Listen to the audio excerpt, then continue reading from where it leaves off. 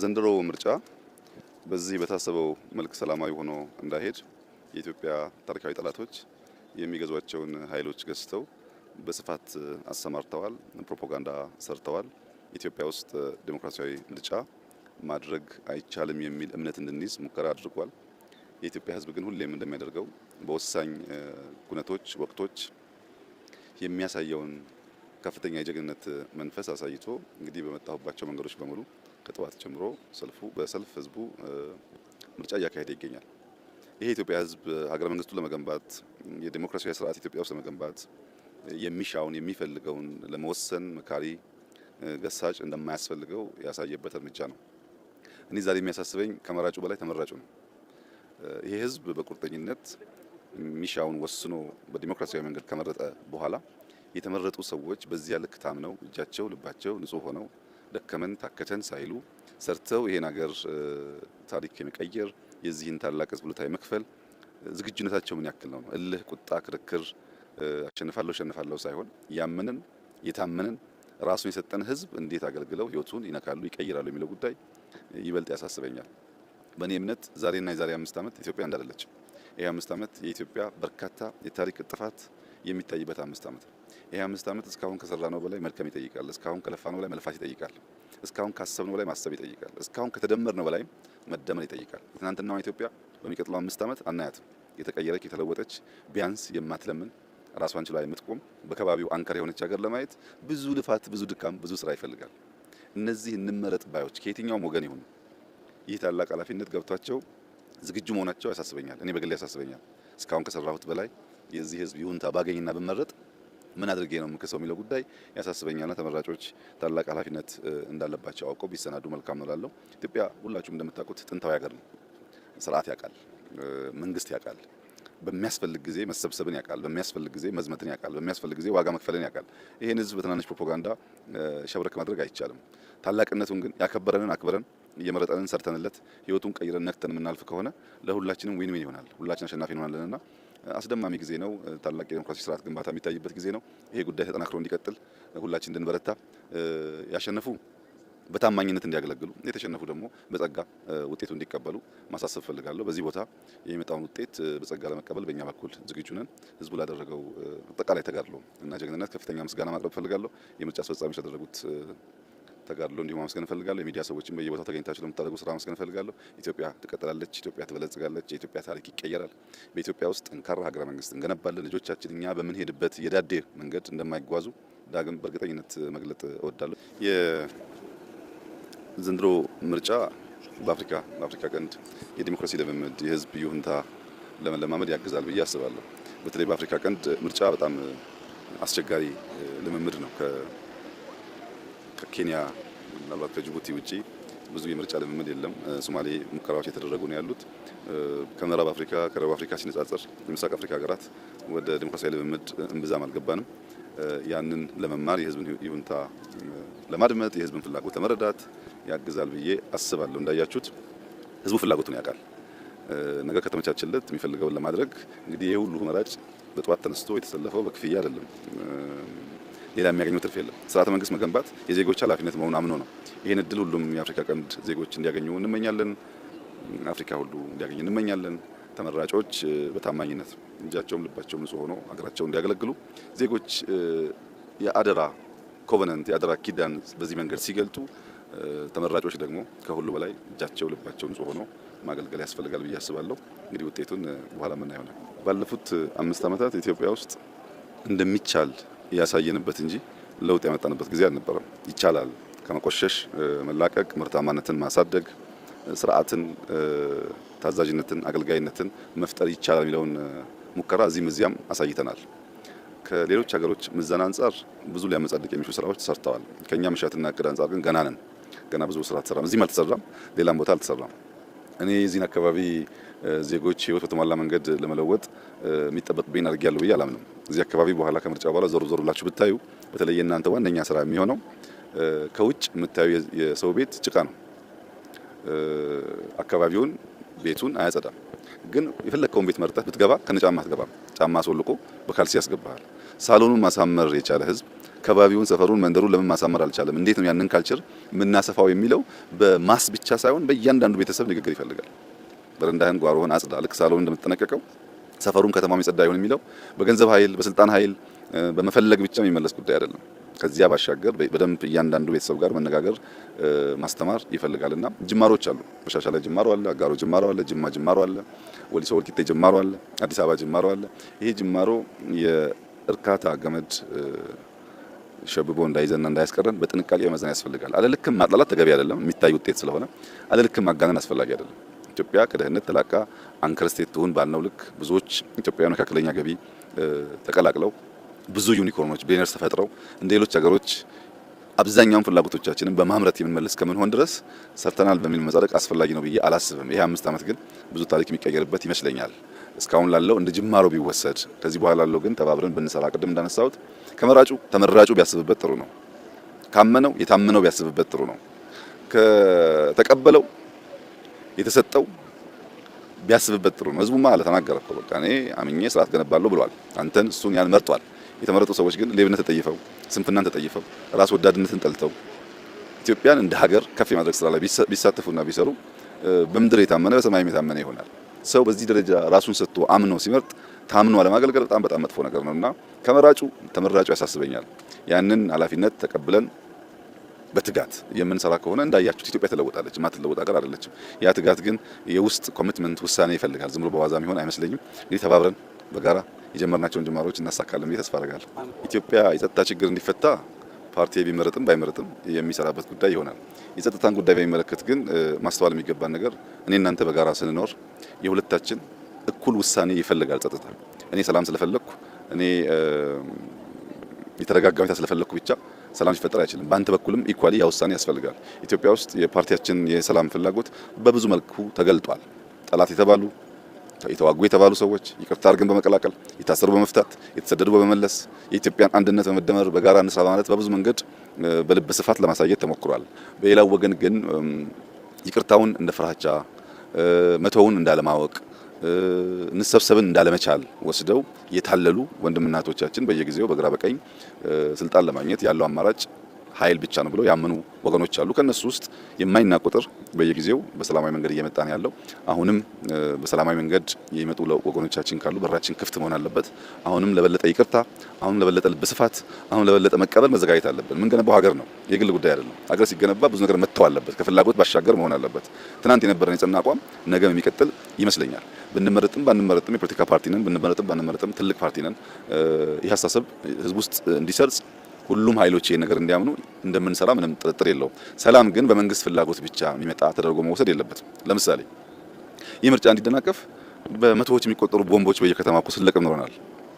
ሰው የራሱን ወገን የራሱን ወንድም ማን ላይ እንደሚያርፍ ሳያቅ እንደረበሽኩ ለማለት ብቻ ከሆነ ሀገር የተላከለትን ቦምብ ይዞ በየከተማው መሄድ ይሄ ጤነኛ የትግል ስልት አይደለም። ያ ቦምብ ልጅህን፣ እናትህን፣ ወንድምህን፣ እህትህን ሊገል ይችላል። ጠላት ላይ የሚያርፍ አይደለም። ቦምብ ሁለት ጠላትና ወዳጅ ተብሎ በተለዩ ኃይሎች ድንበር ተለይቶ የምትወራወረው ጉዳይ እንጂ ማህበረሰብ ውስጥ ኳስ የሚጫወት ሰው ውስጥ ምርጫ የሚያደርግ ሰው ውስጥ የምትገባው ጉዳይ አይደለም። ምርጫ ውስጥ ማን እንዳለ ስለማይታወቅ እና ይህ አስተሳሰብ መቀረፍ ያለበት ይመስለኛል። የባንዳነት ተላላኪነት፣ ለጥቂት ጥቅም ሲባል ታዛዥነት፣ ካልቀጠቀጥክ ካልገረፍክ በስተቀር በንግግር ያለማመን በሽታ መፈታት ያለበት ይመስለኛል። ይሄ ከምርጫ ጋር ትስስር የለውም። ብንመረጥም ባንመረጥም እንደ ዜጋ ለሰላም ለአንድነት የምንሰራ ይመስለኛል። ጤና ይስጥልኝ። እንዴት ሰነበታችሁ? እግዚአብሔር ይመስገን እኔ ደህና ነኝ። የአማራ ፋኖ ብሔራዊ ንቅናቄ ከአምቡላንሶች በስተቀር የተሽከርካሪ እንቅስቃሴ ገደብ ካወጀ ዛሬ ግንቦት 23 2018 ዓ.ም ሶስተኛ ቀኑ ላይ እንገኛለን። በየአቅጣጫው ያለ ህዝባችንና መላው የፋኖ ሰራዊት ይህንን መመሪያ አጠናክሮና ተጠናክሮ እንዲያስከብር ገና መልእክቴን ስጀምር አደራ ለማለት እወዳለሁ።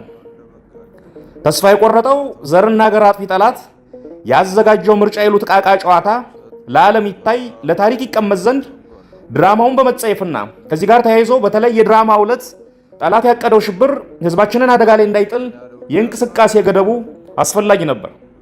አውጀነዋል። ሙሉ በሙሉ ተተግብሯል። እስከ መጨረሻውም ጥብቅ ክትትል ይደረግበታል። የምርጫ ካርድ አላወጣም ስላሉ ብቻ በአደባባይ የተገደሉና የተሰቀሉ ወገኖች በጣም ብዙ ናቸው። ለገበያ በሄዱበት እጃቸው ተይዞ ካርድ ተሰጠው አንዳች አሮጌ አቁማዳ ውስጥ እንዲጨምሩ ተደርጎ መረጣቸው የተባሉ ወገኖች በብዙ ሺዎች ናቸው። በዲሞክራሲና በምርጫ ስርዓት ታሪክ ውስጥ እንደዚህ አይነት ቅሌት በየትኛውም አህጉር ታይቶ አይታወቅም። እንደዚህ አይነት አሳፋሪ ነገር በመንግስታት ታሪክ ውስጥ አልተመዘገበም። የአብይ ዘመን የሰው ልጅ ሁሉ አይቷቸው የማያውቁ ነውሮችና ጉዶች መገለጫ ዘመን ሆኗል። ሰውየውም ጉድ፣ ስብስቡም ጉድ፣ ድርጊታቸውም ጉዶች ናቸው። ቀን መቁጠር ካልሆነ በስተቀረ በካድሬጅ እየፈረመና ምልክት እያደረገ ኮሮጆ ሞልቶ ካስቀመጠ 1 ወር አልፎታልና አይኑን በፍል ውሃ ታጥቦ አሸነፍኩ ማለቱ አይቀርም። ያም ሆኖ እንደ ህዝብ እስከ መጨረሻው እምቢተኝነታችን ማሳየት ይገባናል። ይህንን ዘረፈጅ ስብስብ እምቢ ማለት ያስፈልጋል። በእኛ በኩል በአንድ እጃችን የድርጅታችን መዋቅር እያስተካከልን፣ በሌላ እጃችን ስትራቴጂካዊ የሆኑ ወታደራዊና ፖለቲካዊ ስራዎችን በጥልቅ አቅደናል። ወደ ተግባርም እየገባን ነው። ግዙፍ የሆኑ ወታደራዊ ፖለቲካዊና ዲፕሎማሲያዊ ድሎችን እያስመዘገብን ነው። በመጪዎቹ ወራት ይለይልናል። ህዝባችንም ለዚህ ይዘጋጅ። ከጥይት በላይ ፍርሃት በየቀኑ ደጋግሞ ይገድላል። ይህ ትውልድ ከአንድ መራራ ሐቅ ፊት ቆሟል። ወይ ህልውናውን ወይ ጥፋቱን ይመርጣል። ህዝባችንና ቀያችን የሀያላን ሀገራት ድሮንና የዘመናዊ መድፎች የመግደል አቅም መሞከሪያ ሆኗል።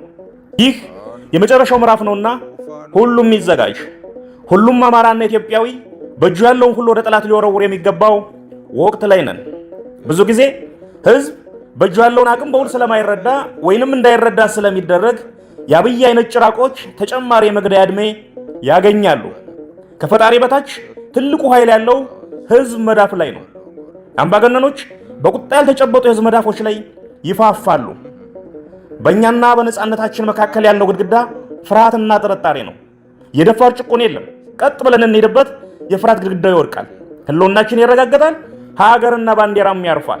ወታደራዊ ስራችን ዋናው ስራችን ነው። ስትራቴጂካዊ ጉዟችን ለማሳለጥ ማዘጋጀት ያለብንን አዘጋጅተን ጨርሰን የማሟሟቂያ እርምጃ ውስጥ ነን። የፖለቲካ የህዝብ ግንኙነት የፕሮፓጋንዳና የዲፕሎማሲ ስራችንም እንደዚሁ መልክ እየያዘ ነው። ዲያስፖራው ውስጥ ያለውን ግዙፍ አቅም ለመጠቀም የሚሰሩ ስራዎችም በሚቀጥሉት ወራት ውስጥ ከሚከናወኑ ዋና ዋና ትኩረቶቻችን መካከል ይሆናሉ። በአንድ መቆም ዘመን የወለደው ግዴታ ነው።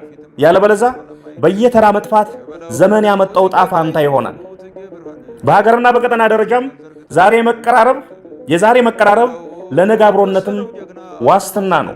እኛ ማንም ርዕዮተ ዓለም ጽፎ ሰጥቶን ትግል አልጀመርንም። አንድ መስመር ሐሳብ፣ አንድ አንቀጽ ርዕዮት ከማንም አልተዋስንም።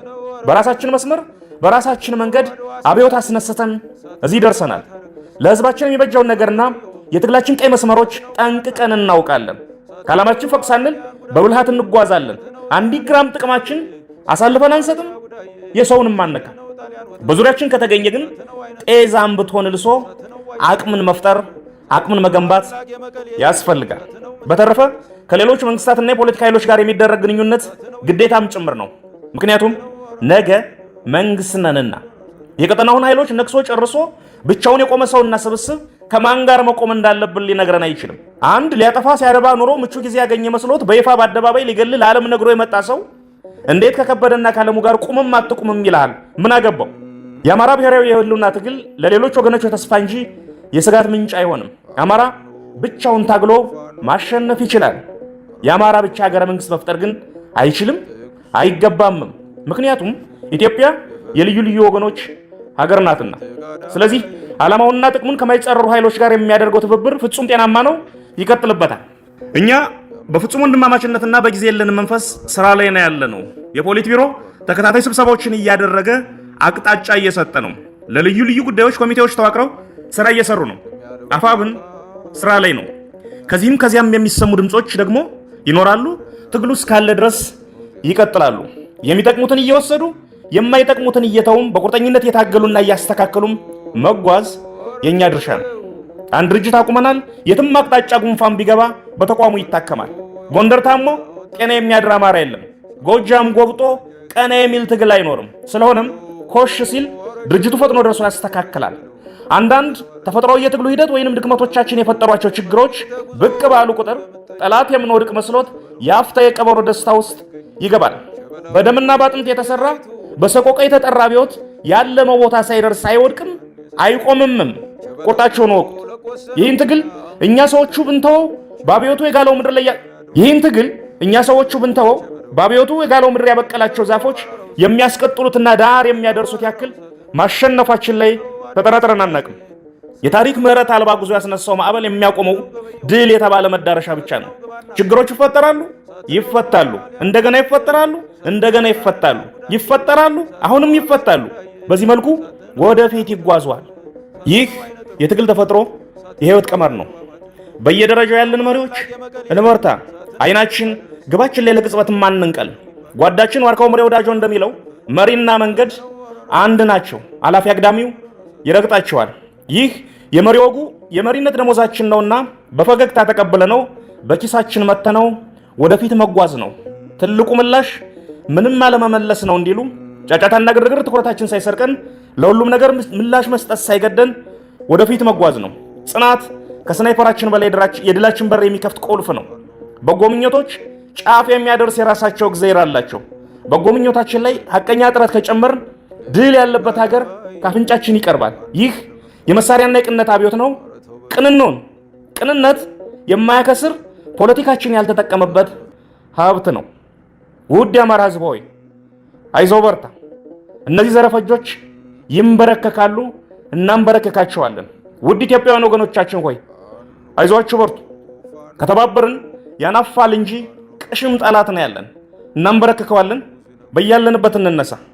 ይህን ጸረ ሰው ቡድን ከዙፋኑ ላይ እናንሳ። ጭቆና በካቴናም በምቾትም ይመጣልና ሳንዘናጋ በአንድ እንነሳ። ለሁሉም በሁሉም የሆነች በበጎ ታሪኳና ሴቶቿ ላይ የቆመች ነፃና ደስተኛ ምድር እንፍጠር። ዕጣ ፈንታችን እጃችን ላይ ነው ያለው። ሁሉም የራሱ ሙሴ ራሱ ነው። እንበርታ፣ እንነሳ፣ እምቢ እንበል። እምቢተኝነት ታንክ አልባ ውጊያ ነው። ስለዚህ በአንድ እምቢ እንበል። ድል ለአማራ ሕዝብ፣ ክፋት ለማንም፣ በጎነት ለሁሉም። አዲስ ትውልድ፣ አዲስ አስተሳሰብ፣ አዲስ ተስፋ። ህልውናችን በተባበረ ክንዳችን። ሞት ለአብይ አህመድና ቡድኑ። ግንቦት 23 2018 ዓ.ም አርበኛ ዘመነ ካሴ